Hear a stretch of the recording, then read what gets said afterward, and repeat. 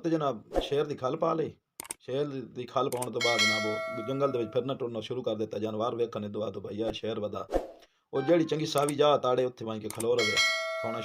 अस्सलाम वालेकुम वीवर्स, क्या हाल है जी? ठीक ठाक हो? खैरियत है? उम्मीद करदा सारे ठीक ठाक हो। सो जी अज तुहाडे वास्ते एक होर नवीं गप लैके आए जी।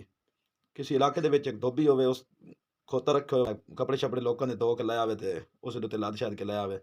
इलाके दे विच रोज़ वो गड़ियां बन्ने कपड़े दियां ओह्दे उत्ते रखे धो के कपड़े लै आवे। राती आके जनाब आप रोटी शोटी खावे, खोते रस्सी शस्सी कड्ढ छोड़े बाहर कड्ढ छोड़े बवाई तू ते लोकां दे खा पी। खोता जनाब वंजे जेड़ी दी फसल च पवे जेड़ा वेखे हो जनाब डंडके सोटे लैके ओहदे मगर हो वंजे उन्हूं कुट कुट के वरान कर देन। खोता घर आ वंजे रोज़ ये हाल। एक दाड़े खोते सोचा बई सारी दाड़े मेरे ते कपड़े डवेंदा ते मैं जेड़ा ना हंजे मार खांदा वदा आवाम तो ओ जनाब इन्हूं छोड़ छाड़ के ना तो किसी दूर दराज जंगल चला गया। उत्थे वैन तो बाद जनाब उस वेखे ते वैंदे नाल जनाब आवाम जनाब उत्ते आसे पासे भजी हुई थी। खरगोश कोलों उस पुछया बई क्या बनया, क्यों सारे बन्ने वदन? उस आख्या बई शेर जेड़ा था ओ सारे दे मगर लगा वदा ते लिहाजा तू भी अपनी जान बचा। मैं तो निक्का जिहा किसी खुड छोटे वड़ वैसा ते तू केड़े पासे वैसा। खोता बड़ा परेशान होया, खोते भी मलना शुरू कर दिता। अल्लाह कीता थोड़ा जिहा खोता भज्या ते इतना ताईं जड़ा ना एक शेर अगों होर आ गया। ओ जिसले ओ शेर आया ना ते खोता जड़ा भज के चढ़ गया ढाली दे उत्ते। ढाली उत्ते चढ़न तो बाद दूआ शेर भी उदों इकट्ठा हो गया। दोवें ढाली दे थल्ले शेर इकट्ठे होए ते उन्हें आपस भी लड़ना शुरू कर दिता। अल्लाह कीता एक शेर गया मर। वो एक शेर मरे ते दूआ जड़ा ओनू मार के ते उत्थों ओरा परख दे रिछक गया। खोता लत्ता उत्तों उस आख्या बई हुण मैं तो बेवकूफ़ी कर बैठा जेड़ा मैं अपने मालिक नूं छोड़ आया। लिहाजा हुण ये बई हुण कोई तरीका लाउणा इत्थों जान बचाउने दा। उस केह् कम्म कीता बई उस जनाब उस शेर जेड़ा मरेआ पिया ओहदी खल आई, खल शल लाह के ते उस जनाब ओहदा अपने उत्ते पा लई। पा के ते ओह जनाब टुरना शुरू कर दिता। जानवर जनाब ओहदे कोलों डरन ते इ'यां बजना शुरू कर दिता। उन्हें आख्या बई शेर आ गया, शेर आ गया। खोते केह् कम्म कीता उत्तो बाद शेर दे खल च खोता खोते वाई के जनाब जेड़ी चंगी कोई सरसब्ज़ जा वेखी उत्थे वाई के ना खाना पीना शुरू कर दिता। जानवर वेख के बड़े हैरान होए बई ये है शेर ते अज खांदा गाह पिया।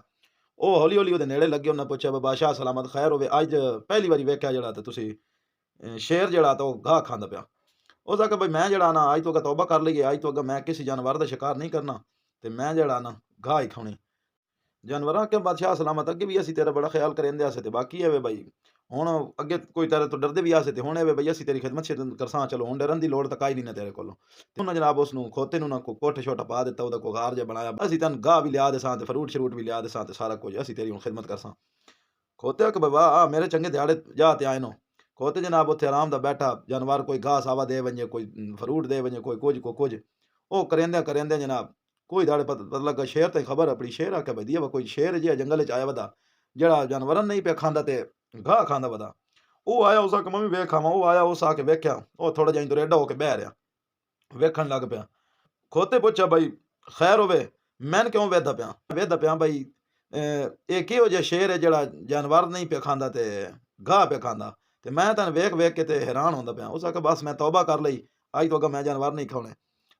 ਗੱਲ ਤਾਂ ਠੀਕ ਹੈ ਤੇ ਮੈਂ ਵੀ ਚਲੋ ਕੋਸ਼ਿਸ਼ ਕਰੇ ਨਾ ਤੇ ਮੈਂ ਵੀ ਇਹ ਛੱਡ ਦੇਣਾ ਜਾਨਵਰਾਂ ਖਾਣੇ ਵਾਲਾ ਕੰਮ ਤੇ ਚਲੋ ਅੱਜ ਤੋਂ ਅੱਗੇ ਰਲ ਮਿਲ ਕੇ ਰਸਾਂ। ਮੈਨੂੰ ਵੀ ਜਿਹੜਾ ਨਾ ਹੁਣ ਖਿਆਲ ਆ ਗਿਆ ਤੇ ਅੱਲਾ ਦਾ ਡਰ ਆ ਗਿਆ ਮੇਰੇ ਅੰਦਰ ਵੀ ਤੇ ਮੈਂ ਅੱਜ ਤੋਂ ਅੱਗੇ ਜਿਹੜਾ ਨਾ ਕੋਈ ਜਾਨਵਰ ਦਾ ਸ਼ਿਕਾਰ ਨਹੀਂ ਕਰਨਾ। ਮੈਂ ਵੀ ਹੁਣ ਗਾਹ ਤੇ ਖੋਤਾ ਜਿਹੜਾ ਨਾ ਉਹ ਮੁੱਧੜਿਆ ਬੈਠਾ ਪਹਿਲੇ ਕਿਤੇ ਮਿੱਟੀ ਦੇ ਵਿੱਚ, ਕਿਉਂਕਿ ਖੋਤੇ ਨੂੰ ਲੇਟਣੀਆਂ ਮਾਰਨ ਦੀ ਵੀ ਆਦਤ ਹੁੰਦੀ ਤੇ ਸ਼ੇਰ ਉਹਨੂੰ ਆਖਿਆ ਬਈ ਤੇਰੇ ਤੇ ਮਿੱਟੀ ਸ਼ਿੱਟੀ ਵੀ ਬੜੀ ਲੱਗੀ ਹੋਈ ਤੇ ਆ ਰਲ ਮਿਲ ਕੇ ਮੈਂ ਨਾ ਦਵਾਵਾਂ ਤੇ ਉਹ ਸੋਚਦਾ ਬਈ ਲੈ ਮਰ ਗਿਆ ਉਸ ਜੇ ਮੈਂ ਇਹਦੇ ਨਾਲ ਨਾਉਣਗੇ ਉਸ ਤਾਂ ਮੇਰੀ ਤਾਂ ਖਲ ਜਿਹੜੀ ਤਾਂ ਉਹ ਲੋੜ ਵੇ ਸੀ।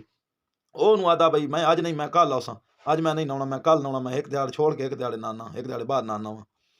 ਉਸ ਆਖਿਆ ਬਈ ਚਲੋ ਠੀਕ ਹੈ ਕੱਲ ਨਾਲ ਲਸਾਂ। ਸ਼ੇਰ ਲੱਗ ਗਿਆ। ਉਹ ਸੋਚਿਆ ਬਈ ਇਸ ਤੋਂ ਅੱਗੇ ਜਿਹੜਾ ਨਾ ਮੈਂ ਤੇ ਜੰਗਲ ਹੀ ਰਿਹਾ ਉਸ ਤਾਂ ਮੈਂ ਮਰ ਵੈਸਾਂ। ਉਹ ਜਨਾਬ ਉਹ ਤੋਂ ਦੌੜ ਲਾਉਣੀ ਸ਼ੁਰੂ ਕਰ ਦਿੱਤੀ। ਉਹ ਭੱਜ ਪਿਆ, ਉਹ ਭਜਦਾ ਜੰਗਲ ਚੋਂ ਬਾਹਰ ਨਿਕਲ ਗਿਆ।